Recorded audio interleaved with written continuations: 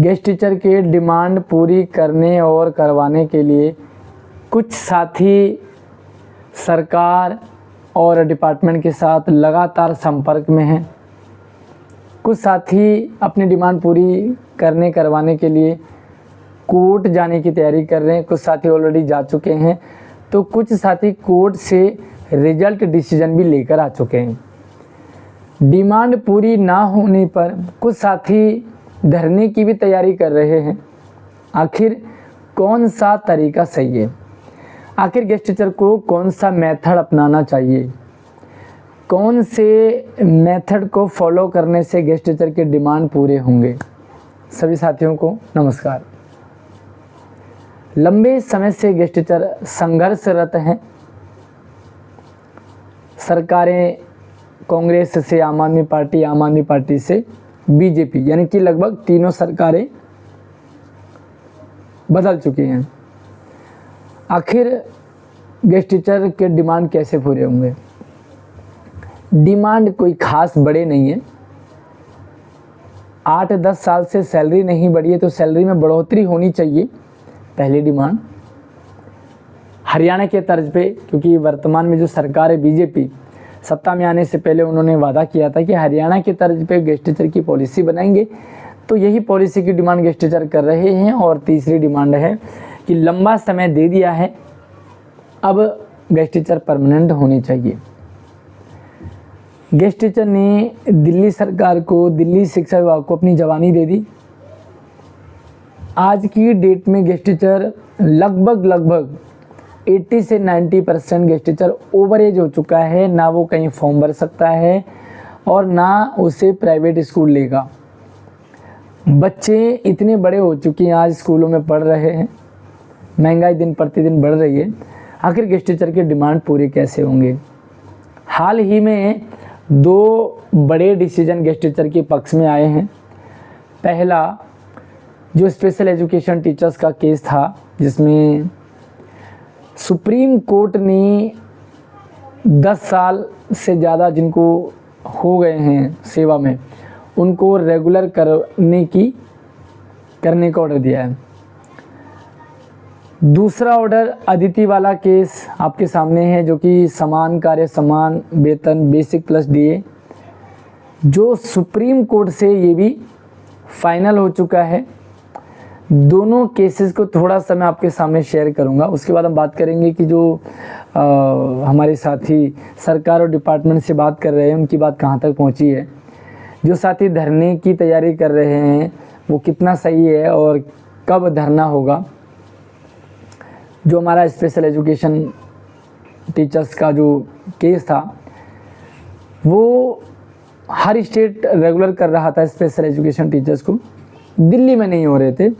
ये लोग कोर्ट गए और कोर्ट से काफ़ी लंबा समय कोर्ट ने लिया।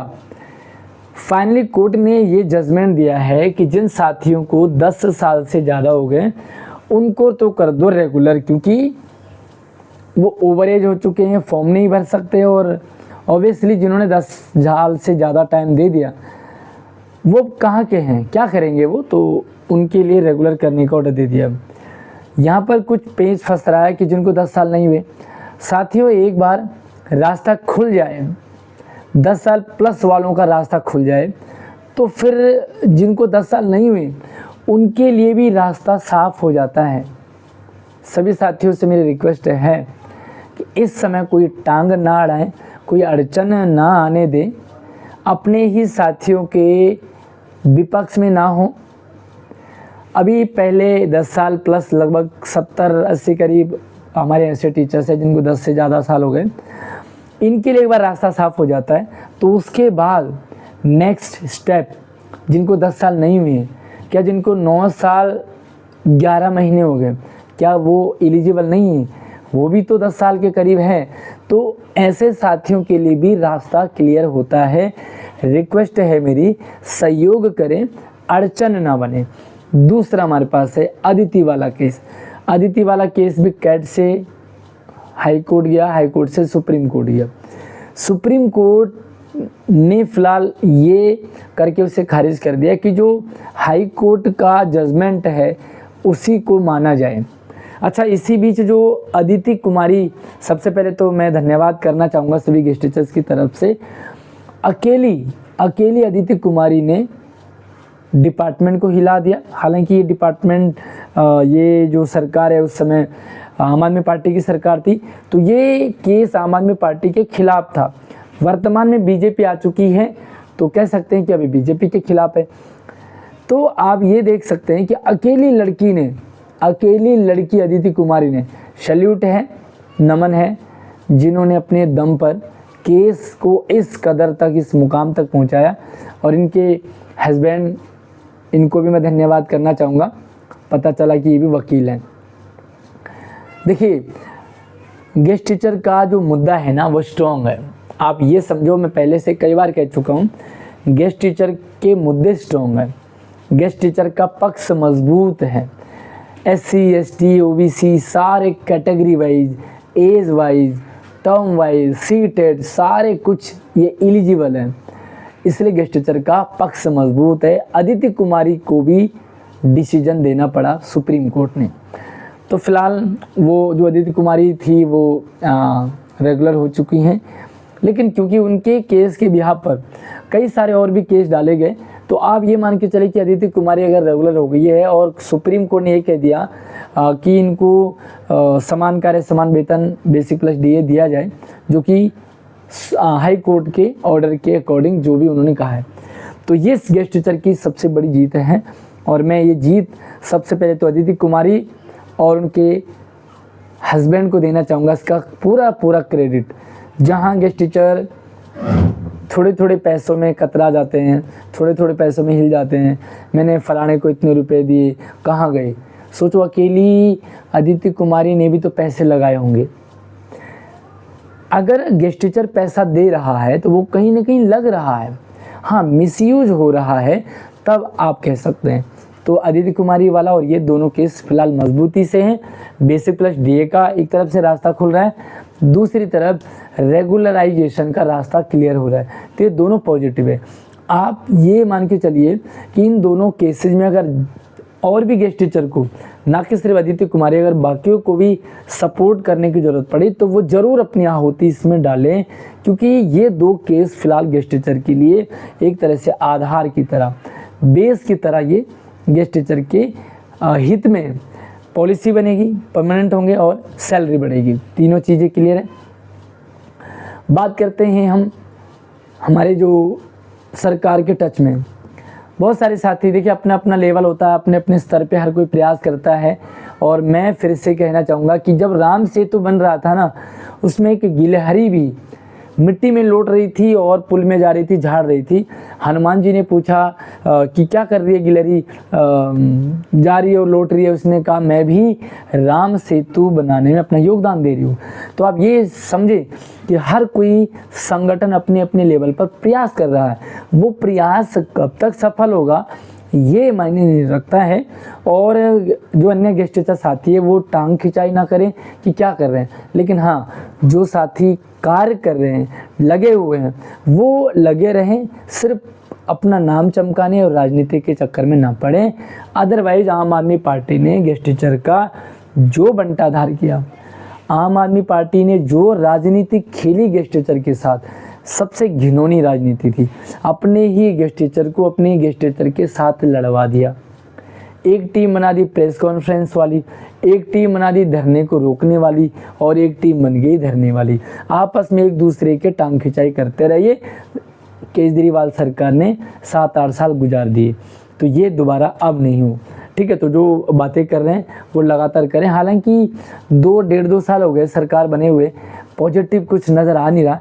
इसी दौरान हमारे कुछ विधायक साहब, उनका भी मैं धन्यवाद करना चाहूँगा, जिन्होंने आगे संसद में बातें रखी, विधानसभा में बातें रखी, गेस्ट टीचर के पक्ष को उठाया, उजागर किया, जो कि दब रहे हैं, जो कि मर रहे हैं, तो उनका भी धन्यवाद है। लेकिन मुझे नहीं लग रहा है, आप मुझे कमेंट में ज़रूर बताइएगा कि जो गेस्ट टीचर, जो संगठन, जो साथी सरकार के टच में हैं, विभाग के टच में हैं, वो क्या कुछ पॉजिटिव कर पा रहे हैं। साथ में जिधर धरने वाली, देखिए धरना, अभी आपने देखा होगा कॉकरोच पार्टी वालों ने धरना किया, धर्मेंद्र प्रधान जी को इस्तीफा देना पड़ा।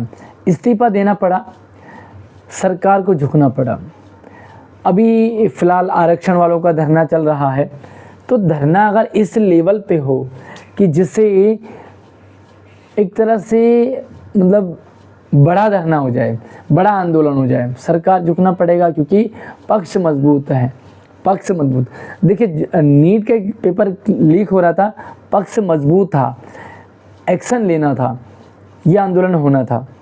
इधर जो अभी आरक्षण चल रहा है तो कहीं ना कहीं अगर कुछ गड़बड़ी चल रही है तो आंदोलन होना चाहिए। गेस्ट टीचर का भी आंदोलन अगर इस लेवल पर हो तो मैं कहूँगा कि ये सही है। क्या आंदोलन से गेस्ट टीचर के काम हुए? तो मैं पीछे इतिहास दोहराना चाहूँगा कि सिसोदिया हाउस पर भी धरना प्रवीण तोबड़े एंड टीम ने करवाया, जो कि काफ़ी हद तक सही था। उसके बाद जब 2021 में प्रेस कॉन्फ्रेंस वालों ने कहा कि हम सैलरी, सरकार ने कहा कि इनकी सैलरी बढ़ाएंगे, तो उसी समय प्रवीण तोबड़े एंड टीम धरना कर रही थी। तो आप ये कह सकते हैं कि धरने का पॉजिटिव असर पड़ता है, लेकिन इसका नेगेटिव भी पड़ता है। अगर धरना है स्ट्रॉन्ग, अगर धरना है सारे एक साथ मिल करके, तो वो धरना पॉजिटिव होता है। लेकिन अगर धरने में ये दल बदल हो गए, टुकड़े हो गए, कुछ कह रहे हैं नहीं करना, कुछ कह रहे हैं करना है, तो ऐसे में क्या होता है, धरना हो जाता कमज़ोर, पक्ष पड़ जाता ढीला। ठीक है, लेकिन ज़रूरत पड़ने पर कॉकरोच पार्टी की तरह, यहाँ पे जो आरक्षण वाला जो धरना है उसकी तरह अगर स्ट्रॉन्ग धरना हो तो काम बहुत जल्दी होंगे। हमारे जो स्पेशल एजुकेशन टीचर्स का जो केस रिजल्ट आया, देखिए वहाँ पे 10 साल प्लस वालों के लिए सुप्रीम कोर्ट ने ऑर्डर दिया। सरकार चाहे तो क्या 5 साल प्लस वालों के लिए पॉलिसी नहीं बन सकती? ज़रूर बन सकती है। पॉलिसी कैसे बनती है भाई? 10 साल वालों को रेगुलर कर दो, जो इसके साथ साथ में जिनकी एज बढ़ती जाएगी, जो 10 साल होते जाएंगे उनकी पॉलिसी बनती जाएगी, पीछे वाले इंक्लूड होते जाएंगे, एक एक साल आगे बढ़ते जाएंगे, उनकी पॉलिसी इंक्लूड होती जाएगी। ये अगर डिपार्टमेंट चाहे, टेबल टॉक से आराम से हो सकता है, जो टच में है वो आराम से काम करवा सकती है। लेकिन जब नहीं हो रहा तो मजबूरी में पैसा खर्च करना पड़ता कोर्ट जाने के लिए, मजबूरी में सड़कों पर उतरना पड़ता आंदोलन के लिए। लेकिन कोर्ट और आंदोलन ये सेकेंडरी है। अगर आराम से बातें करके सारे काम सिद्ध हो जाएं तो कोई नहीं लड़ना चाहता, कोई नहीं अपना पैसा खर्च करना चाहता, कोई नहीं कोर्ट जाना चाहता, कोई धरना नहीं करना चाहता। तो मेरे सभी साथियों से रिक्वेस्ट है, निवेदन है कि चाहे धरना हो, चाहे बातों से हो, चाहे कोर्ट हो, जहाँ भी जिसकी भी जैसी ज़रूरत पड़े वो एकजुट होकर खड़े रहें। जहाँ भी आहुति देने की ज़रूरत पड़े वहाँ गेस्ट टीचर अपनी आहुति दें, ज़रूर दें, वो चाहे थोड़ा हो लेकिन वो योगदान होना चाहिए। साथियों, इतना पैसा खा गया, इतना ये हो गया, इस चक्कर में पड़ोगे ना तो नहीं हो पाएगा कुछ भी।